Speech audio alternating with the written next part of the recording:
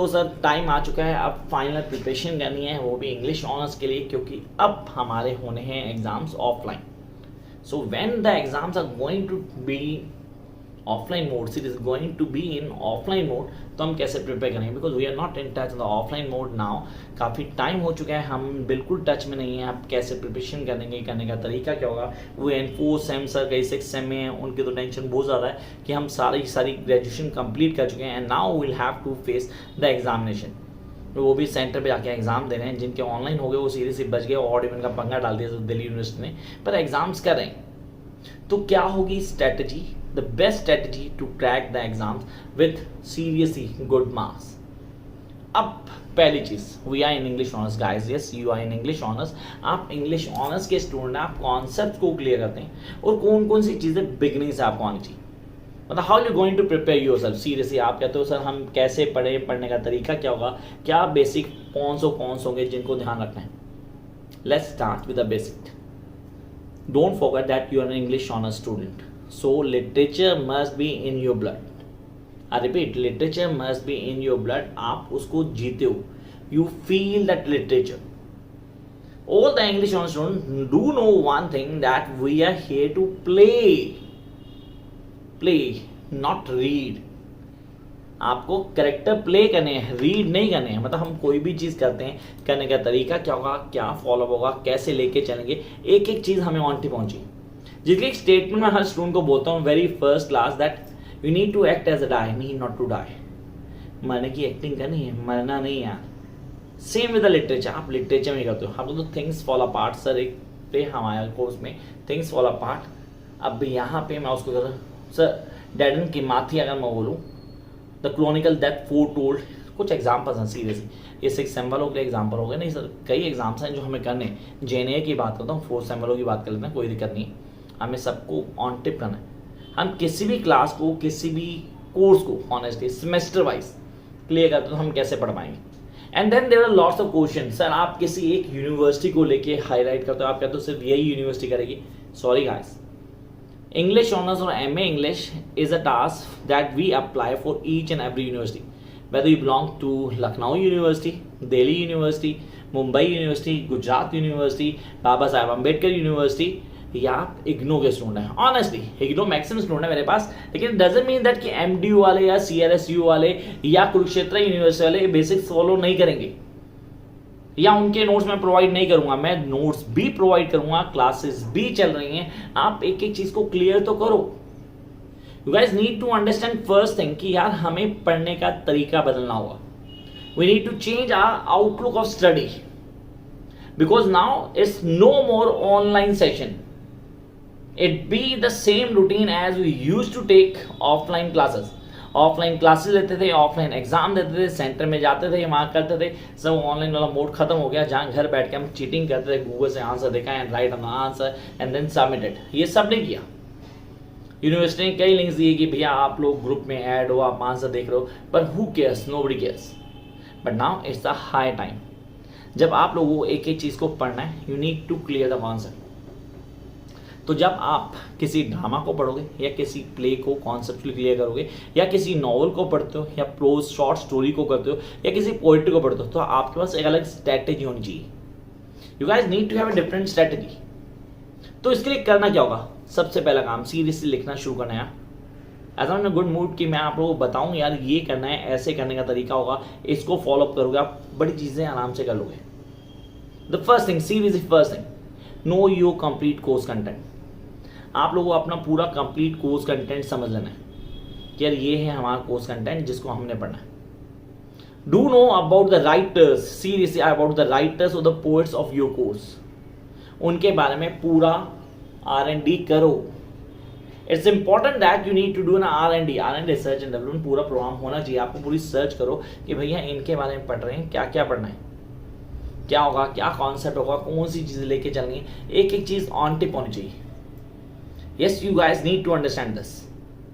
Then jump up to next part. Seriously, that's the next part. Sir अब next part क्या है, उसको कैसे करेंगे, करने का तरीका क्या होगा. कई सारी चीज़ें आउट फ्लो में आती जो हमें बताना चाहिए that how I'm going to deal with this. मैं इसको कैसे पढ़ूंगा.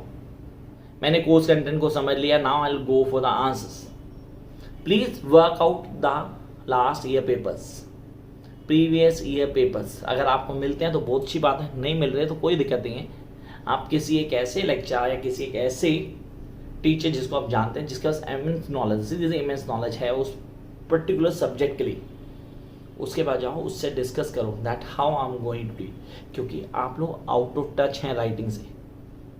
It become long phase, seriously long phase, 2 साल कम नहीं होता है। 2 साल में बच्चों ने कुछ भी नहीं पढ़ा, सिर्फ गूगल बाबा ने जो पढ़ाया हमने वो पढ़ लिया और उसके कॉन्सेप्ट को क्लियर किया।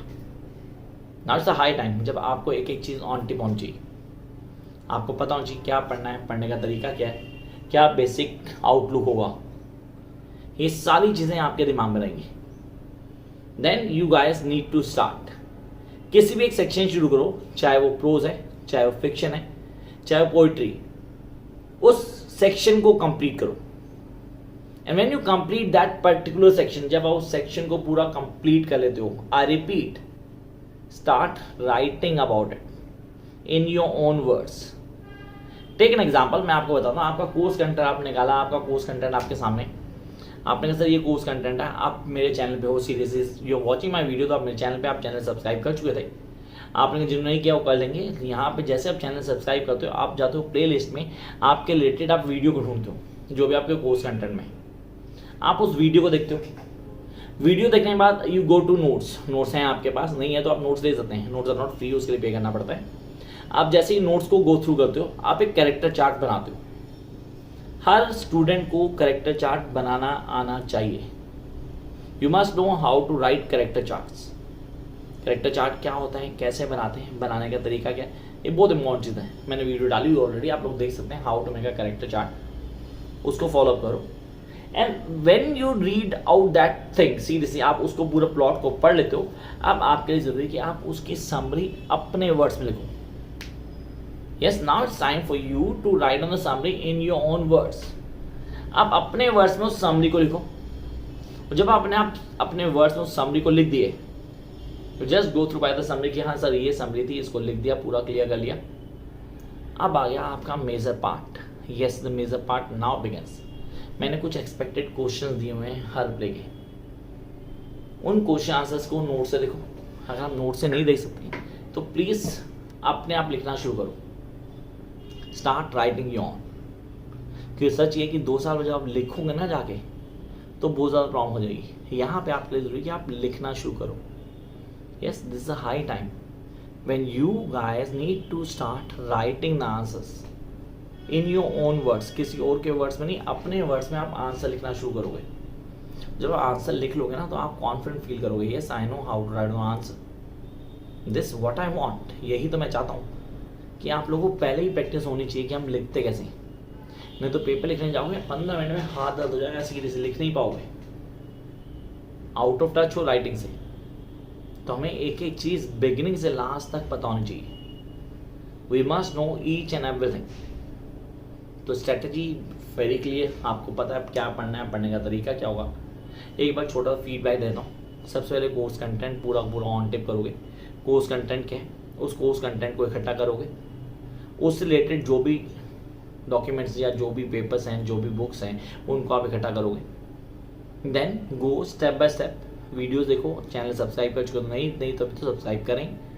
वीडियोस को देखो, वीडियोस को देखने के बाद उसके नोट्स को रीड करो। After reading the notes you guys need to go to the basic part. अब आराम से एक एक चीज़ को लिखना शुरू करो। हाँ, 1 महीने 1.5 महीने से ज़्यादा टाइम नहीं है आपके पास, जस्ट 1 मंथ, मतलब 1 महीना रह गया, वो भी पूरा नहीं होगा शायद, एग्ज़ाम आ चुके हैं। तो आप अपनी तैयारी पूरी करो ना यार। This is the way to do.